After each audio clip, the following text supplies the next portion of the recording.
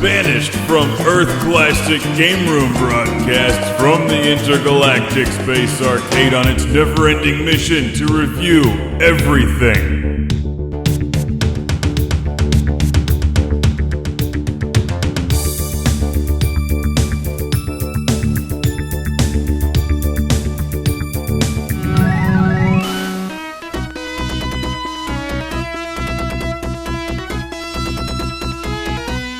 Welcome to Classic Game Room, where I've got a game that's going to put you in your place unless you're maybe Han Solo or RoboCop. It's Indiana Jones and The Last Crusade on Sega Genesis. Everyone pay attention because this is how you're supposed to play this game. Right, the demo screen makes it look so easy. Welcome to one of the hardest games ever created. I do like the Sega Genesis old-timey film and music interpretation. Indiana Jones and The Last Crusade is a side-scrolling action-adventure game based on the 1989 film. One of my favorite movies, actually. I'm a big Indiana Jones fan, so I had high hopes going into this one. But as you'll soon see, this could be used as a case study for how not to make a fun, side-scrolling platformer.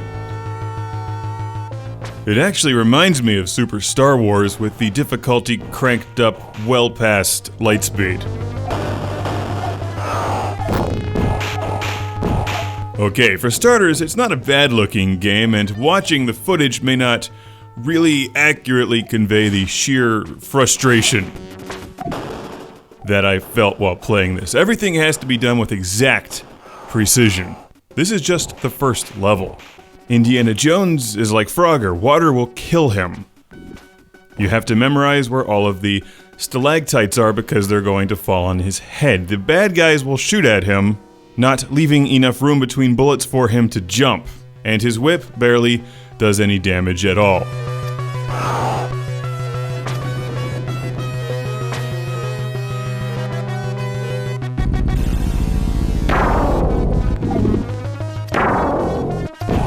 Yeah, that took me about 20 tries to figure that out, and here's one of my favorite features. Moving stalactites. What geological formation is like this? And the stationary ones can be hit with your whip, but there's no indicator that you're actually doing any damage.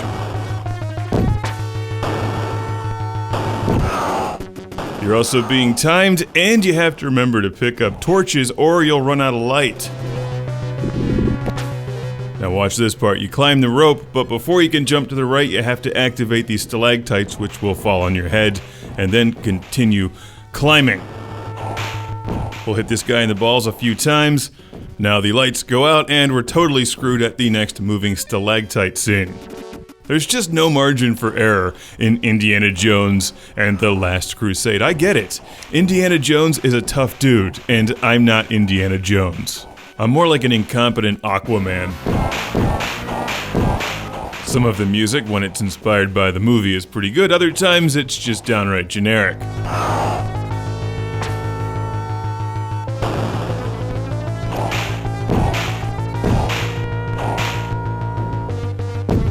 Also, jumping into the ceiling will hurt you because they're spiky. And just when you need a health potion, you'll find a chest filled with something else, like more time. It's like they made this game and never actually played it to see how damned hard it was.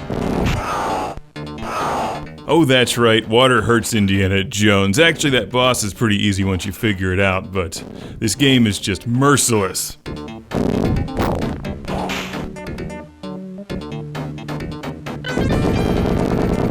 I like side-scrollers that give you a little more flexibility in the way that you can approach things. This game doesn't. But if you love really hard, challenging, extremely frustrating side-scrolling adventure games, then here you go, Indiana Jones and The Last Crusade.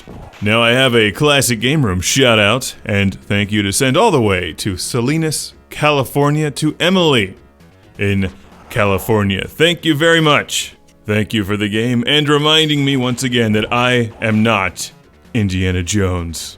I belong in a museum filled with Vectrexes.